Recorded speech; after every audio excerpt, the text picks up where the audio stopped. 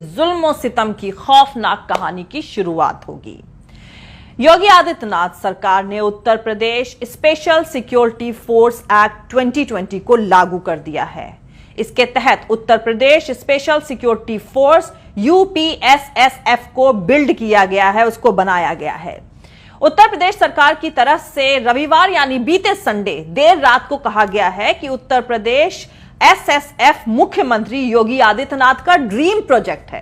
योगी जी के इस dream project की सबसे अहम बात यह है कि इस फोर्स के पास वारंट के बिना ही तलाशी लेने का हक होगा और इस फोर्स का कोई भी मेंबर किसी मजिस्ट्रेट के ऑर्डर और किसी वारंट के बिना ही किसी भी इंसान को गिरफ्तार कर सकता है।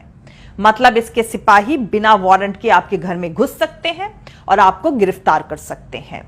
और दूसरा, उनके इस एक्शन पर अदालत बिना सरकार की मंजूरी के रोक भी नहीं लगा सकती।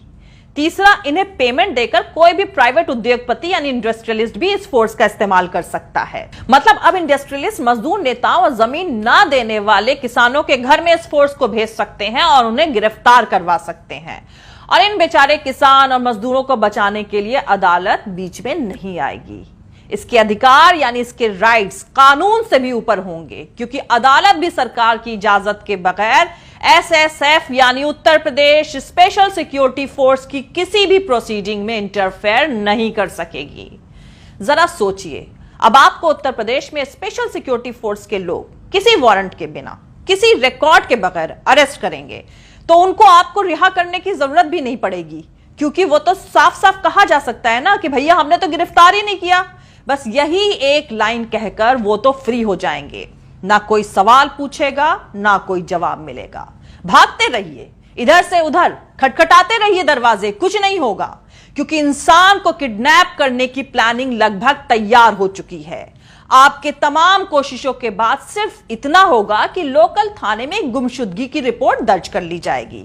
जाहिर सी बात है, हुकूमत के इशारे पर गलती से भी पकड़ लिए गए लोगों को जिंदा रिहा करने की कोई कंपल्शन, कोई प्रेशर नहीं होगा।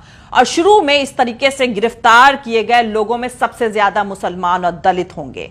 मुसलमान पहले निशाने पर इसलिए होंगे क्योंकि दाढ़ी बढ़ा रहे मुखिया तो पहले ही कह चुके हैं कि गद्दारों को उनके कपड़ों से पहचाना जा सकता है।